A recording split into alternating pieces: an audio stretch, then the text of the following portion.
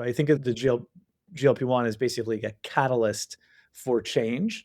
And when you take the GLP-1, the food noise, this cognitive sense of always thinking about what my next meal might be, which is different from appetite. That's a more of a physiological need for food. That silence just happens. So people have called it uncanny. They're just not thinking about going to get that snack or what that next meal might be. And that silence opens up the space for other health promoting activities.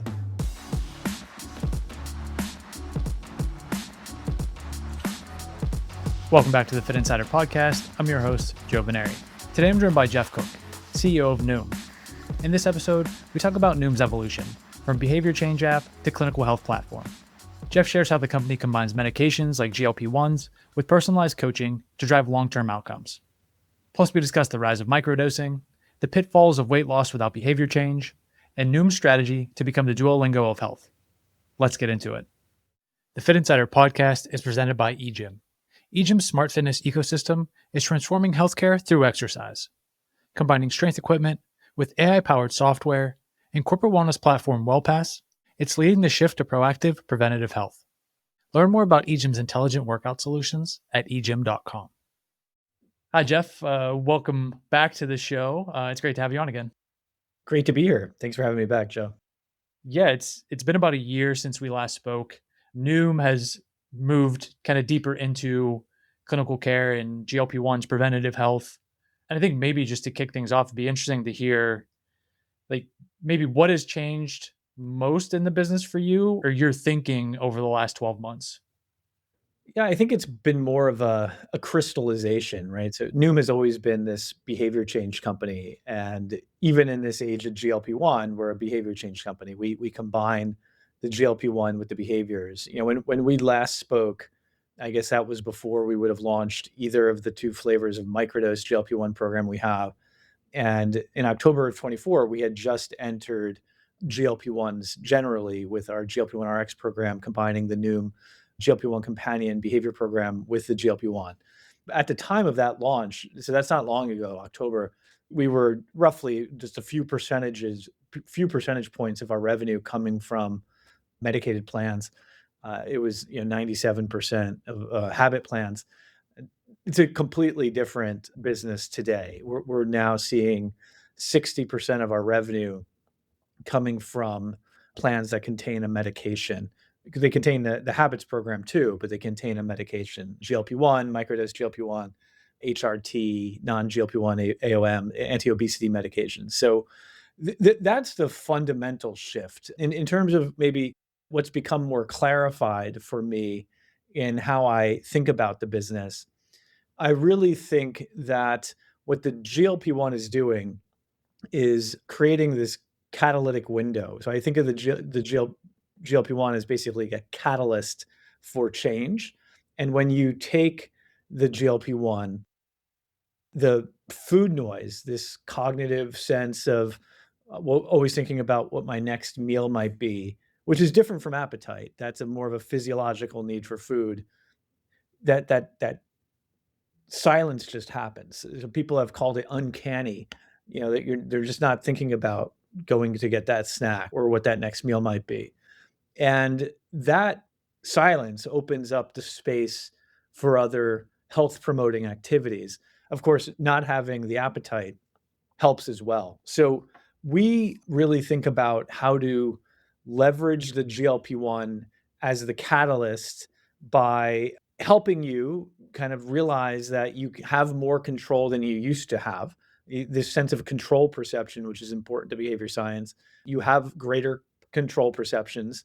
You have actually greater skills and abilities with respect to at least eating less. And you have this boosted sense of self-efficacy, this concept that you can do something, this belief that you can do this behavior, which only gets greater over time. So we see the GLP-1 as being this catalyst for other healthy habits. Now, if all you do, of course, is eat half a bag of Doritos instead of the full bag, then yes, you're going to lose weight, but you're going to regain it all when you eventually come off the GLP-1. 11 out of 12 people come off the GLP-1 according to the Prime Therapeutics study. And so, eventually you come off, and the question is just what the type. There's certainly people who preserve the weight loss, and there's people who don't. And so, how do you use that special kind of temporary period to build the habits that might survive, and maybe the shift in identity that might survive the medication discontinuation? And so that has become clearer to me than it was probably a year ago. So many different interesting threads in there. Just even when you think about, okay, at kind of the foundational level, the shift in revenue and really in terms of like the impact, both the business implications, but also for users in prescribing GLP-1s and the microdosing and those things. And then the next step beyond that is you're kind of speaking to like, okay, well, there are a lot of different now platforms, it seems more and more every day, where you can get prescription GLP-1 medication, and then what, right? So what does that habit look like for members beyond the initial weight loss? And you're starting to talk about, well, that's what Noom was built on. And so when you think about this, behavior change, and then how you're able to help people navigate using the medication, and then maybe maintenance, or maybe tapering, or maybe long-term use, or moving now into different habits or different medication. Are you, are you seeing that already in terms of they come off X and maybe they try something else, or they come off that entirely and they stay on the behavior change? What does that journey look like, I guess, is the kind of point there for members as they are using the medication, coming off of it, and then hopefully forming, lasting habits. The microdose GLP-1 in particular was a really big launch for us. And I think the reason for it, and I was struck by this, I didn't expect it. The DAU to MAU ratio, the daily active user to monthly active user ratio of our microdose GLP-1 users are higher than the DAU MAU ratios of our regular program GLP-1 users and of our habits only users. They lead all other cohorts of users. And so, what I think somebody coming in seeking a micro dose, they want change, but they don't want the full dose of med. And they might not want that for multiple reasons: the price, the side effect profile, but also the discontinuation, right? Like this sense that I'm eventually going to come off of it. And so, why do I want that exogenous GLP-1 to be ramped up to the absolute highest dose if I'm eventually going to come off it anyway? Like, I need to do the habits. And so, it could be that people who are going micro habit are kind of self-selection bias. They're selecting into that program because they intend to do something else.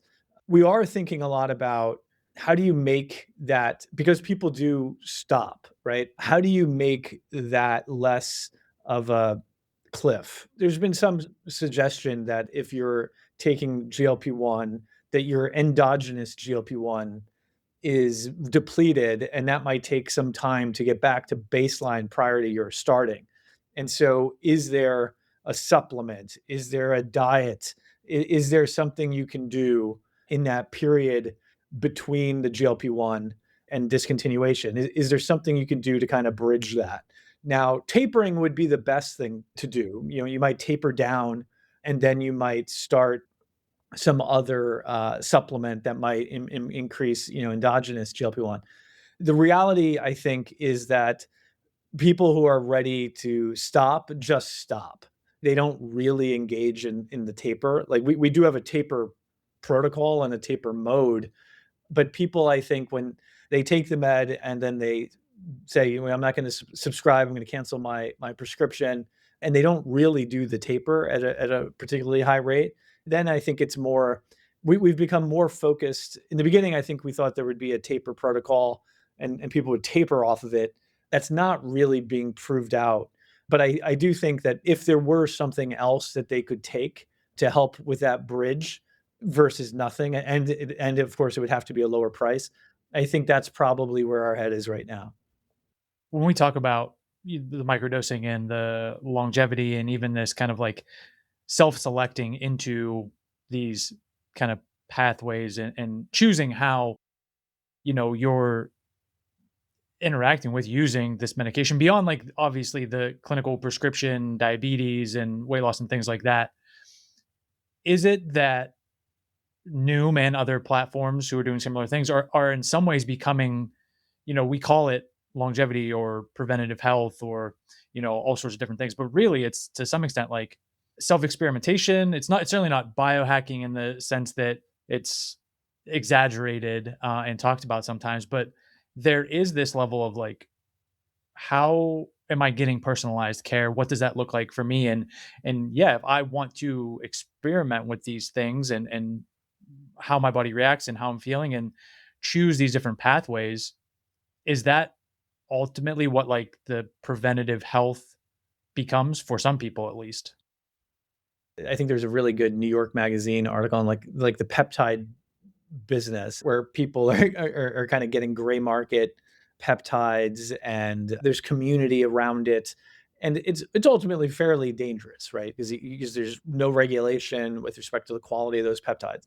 The way we view it is, the GLP-1 is essentially prescription grade supplementation. It's prescription grade longevity, let's say. To your point, people are kind of accustomed to supplements and they're accustomed to maybe taking a multivitamin.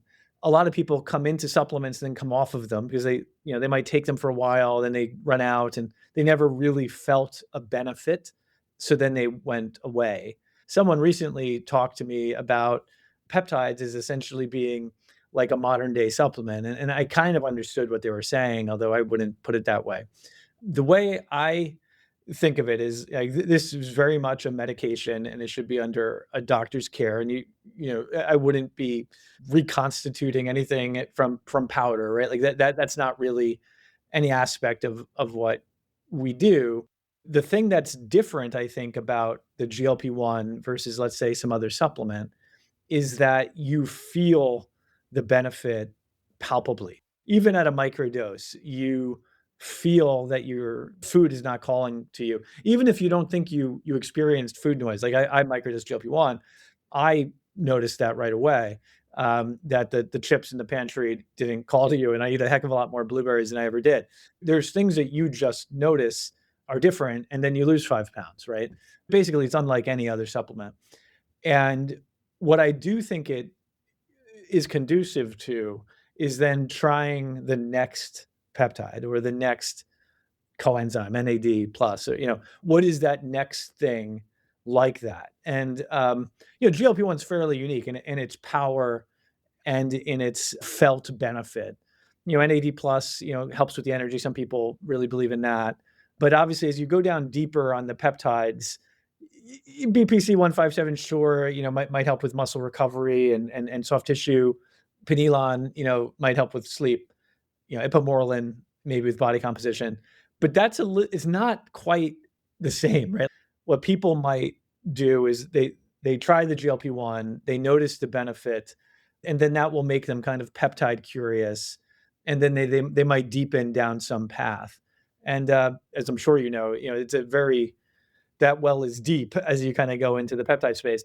But at least from like what you can actually compound legally in the United States, it really isn't. There's not that many peptides that are actually legally compoundable, which is probably why folks are experimenting in the gray market. But that of course comes with pretty significant risk. And there has been, harms to people who have tried that. On one hand, it's great, right? Because like you're saying, there is this positive kind of like on ramp. You start exercising, you feel better, you start sleeping better. Okay, you start stacking habits. Now, oh, I want to try this supplement or this prescription or down that path. And you just keep going. I've been there, right? It's like, okay, what else can I do that will get me to this goal or help me feel better or perform better and so on. And I think for some people it's just kind of natural, right? Because it's compounding in a favorable direction in terms of how you're feeling and performing and all those things. Then we have in this, I'd be curious to hear you talk about like how you see Noom's role and approach to this, because what you're talking about is then access to these things. Okay, there's other digital health, telehealth platforms. You can get compounded pharmaceuticals. You can get, they offer, their own supplements that may or may not be validated to the extent that GLP-1s are. They offer XYZ intervention, right? So there's this demand question: what do consumers want, and how does that fit into their lives? But then there's this access question of, what are we putting in the same kind of bucket as healthcare prescribed clinical grade? And then for you at Noom, like, how do you decide, oh, we will offer this, we won't offer that? And, there are XYZ number of people offering these things together, like right next to each other in the, kind of checkout, that it really blurs the line between what are we providing as care and what are we kind of sliding in there as, hey, the little checkbox that says not intended to treat, validated by the FDA, basically, asterisk. The fundamental thing that differentiates Noom is that we combine habit science with catalysts to produce long-term change, right? And so the GLP-1 for us, we use it as a catalyst in a behavior change program. And we have a litmus test for anything we add on the product, and that it must produce health you can see, so and well-being you can feel. So basically it has to have some felt or somehow visible benefit and be used in connection with an integrated behavior change platform. So the habits have to relate to whatever that new product is. So we're trying to use it as a catalyst for change, but then we're teaching or training some other things, so that it's not just the catalyst. Like we're not here just to sell you the GLP-1 or what have you. There's many different sellers, as you know.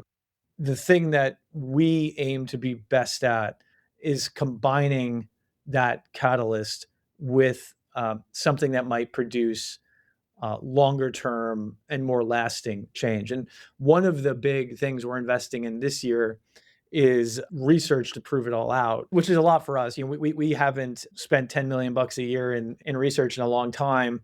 I joined Noom as CEO 2.5 years ago. We're making a pretty significant increase in just our research budgets, and in part because we launched a blood testing at the end of last year into right now it's available in our Proactive Health microdose product, and so it naturally leads you to want to know for every line of business we have, not just what is the weight loss outcomes, but also what are the blood outcomes, what are the flourishing outcomes, this sense of overall well-being someone might have. How long does that wait versus standard of care? Those take a long time, and they tend to be expensive studies. But that's the sort of thing we're investing in, because I look at our data set, and I think at least right now, given we launched microdose pretty early versus others, it has to be the largest set of microdose people in terms of first party data in the United States in any event, and probably in the world. And so we want to mine that data for insights and then start publishing that in peer reviewed journals. So that's underway. We won't have like 50 or 60 medicines in our formulary, but like we'll have the ones that produce some catalyst towards something that you can work on with your habits too. That's kind of how we think of it, that if you can get some early success and marry it to a habits program, you're then getting this reward because you're feeling that success. You're attributing it to some combination of the medication and the behavior change. And then when that's leading to essentially mastery experiences, a sense that you can actually do something that you once didn't, that lead to kind of still more motivation and intention, which keeps this virtuous loop going. And so then when the medicine goes away, you still have these skills and abilities that you would have learned. You'll still have the routines and the habits that you might have set up. And so we have this big focus this year on kind of just pure habit science, like setting up cues, micro habits, and rewards. Obviously, microdose, micro habits has a nice little ring to it, but micro habits are just the easiest dose essentially of some kind of new habit. And then we try to get it to fit into your day in the right moment. So we'll try to tailor that to what we know about your day. We'll try to figure out if it's working for you or not. And we'll try to work with you on what that reward is that might be meaningful to you. So we have quite of an ambitious pipeline on the behavior side of the house, not just on the med side of the house this year. But it really all boils down to cue, micro habit, reward. We're big fans of really all of the habit literature, but Charles Duhigg and Power of Habit, Atomic Habits, Tiny Habits, right? There's this sense that a habit is, it's more, once a habit's ingrained, obviously it becomes pretty automatic. But when you're coming to Noom, you're looking to change your habits, either creating new ones or you're looking to break bad ones. And those are all intention, right? Like so that responds to kind of behavior science theory. And we try to design something that is gamified. And obviously we're not appealing to your knowledge of theory and how you change, but we're trying to make it fun and easy, as simple as possible. We incent you to do certain micro habits in our program with virtual currencies. We gamify it with streaks and levels. We're trying to build that like Duolingo for health concept where like they made language learning fun. We want to make making healthy habits fun. And ultimately we believe it's the only durable thing, right? And until GLP-1s are somehow in the water supply, the reality is discontinuation is probably going to be high on them. This episode of the Fitt Insider Podcast is brought to you by EGYM. EGYM makes some of the most innovative strength training machines on the market, but that's only one part of their integrated ecosystem. With connected fitness equipment, AI-powered gym software, and a comprehensive corporate wellness offering, it's forging the future of preventative health. Partnering with companies worldwide, EGYM's WellPass program improves employee health by expanding access to premier fitness and health facilities. Upgrading gym floors, EGYM equips every operator with smart equipment and AI tools to create hyper-personalized training plans for every exerciser. Putting it all together, they're transforming healthcare through exercise. Experience the power of EGYM's ecosystem at egym.com. At this point, it's easy to look at Noom in its current form and kind of forget that there was like a decade of this kind of behavior change, habit form, coach, like all these different layers that went into it. And now being able to kind of stack and supplement, medication part of the business. Whereas, I don't know, at least when I think of the kind of other players in the space, there's not a whole lot of talk about like this habit change. What is the, adherence look like? How do we get people to stick with it beyond that? Like, how are we impacting them in other areas of their life? It is very much, like any other business, it's true of medication as well. Like, not taking the medication is a huge problem. And then when that goes away, yes, there are ramifications obviously for that person's health, but there's also ramifications for, like you said, it being durable in terms of revenue in the business as well. Do you think it could have gone the inverse? Like, is there a world in which it's like, oh, we're prescribing the medication and now we're going to build this entire habit stack Duolingo of health? Like, or is it only because there was this kind of Noom 1.0, maybe if you want to simplify it, like that now you are able to kind of do it this way where you can build both of those in tandem?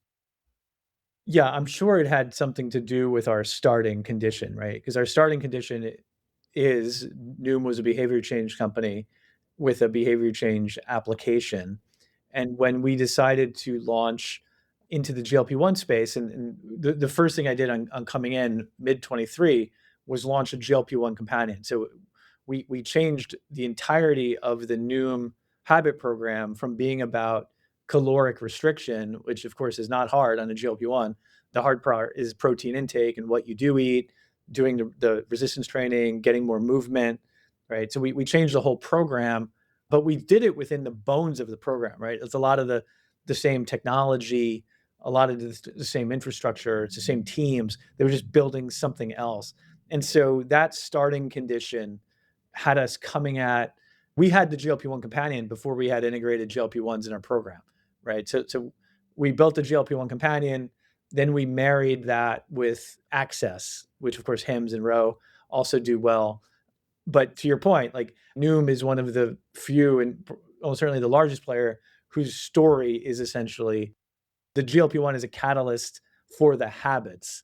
It's the habits that are ultimately going to be durable and are going to determine your long-term health and longevity more so than the med, because you do stop taking the med. That starting point has really affected the business from the beginning, and we do think about not trying to boil the ocean, right? And so like there has to be things that Hims and Row will launch that we won't, right? And so like that's where the litmus test came from, right? We'll always have fewer offerings in our medication program, but we'll hopefully always have a more robust behavior change program that complements it. We talked a lot about the GLP-1s and the microdosing and that into the proactive health space. There's also, you mentioned the blood testing, women's health, longevity and healthy aging more broadly. Are there other kind of categories or specific things within those categories that are, I don't want to say a priority, but kind of rising to the level in terms of the amount of interest and demand, or, you seeing and onboarding kind of members in that space? How are you thinking about those categories just beyond kind of the GLP-1 and weight loss, proactive health?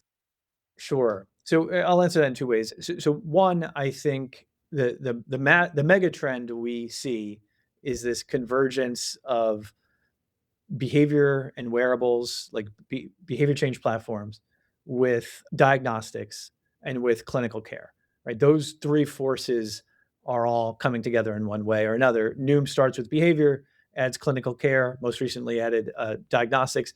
You'd expect us to continue to expand our formulary, maybe not as large as some, but you'll definitely see significant formulary expansion from Noom this year.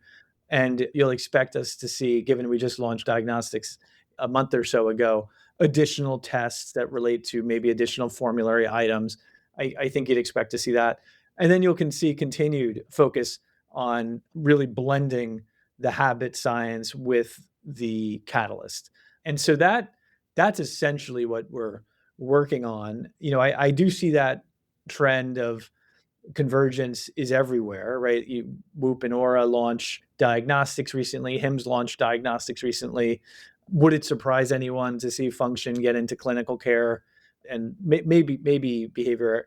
I look at Sword, who I think has a wearable that's included, Sword Move, in at least one of their programs, right? So this combination of kind of the wearable that's always on and proactive with care, and then with some proactive guidance inside of an application to kind of tell you what to do next, and then testing it all to make it true. Like in our proactive health program, every 16 weeks, we're looking at your blood with a Tasso device, easy at home labs.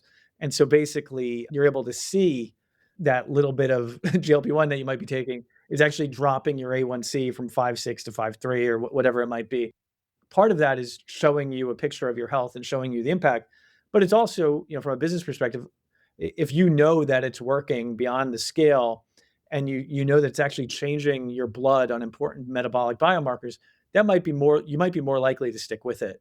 And we have seen, even just on the GLP-1 companion, the people our top engagement quartile for our GLP-1 companion, they persist twice as long to the med. There is this kind of combination effect, this synergy, where the habits and the med, it's not like you're taking less med. You end up taking it, an incremental few months, simply because you're probably just more engaged with the program and your health.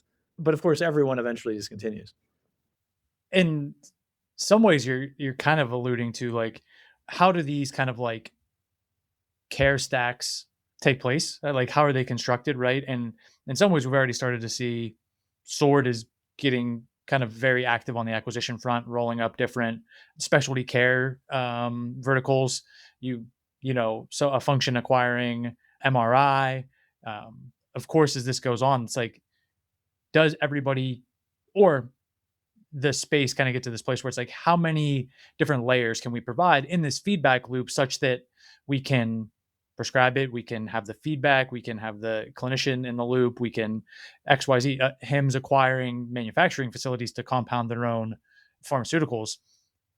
Do you see Noom like going down that path of, hey, we want to have our own kind of stack as we do this, or maybe we feel inclined to do it to be competitive as these different kind of care platforms take shape?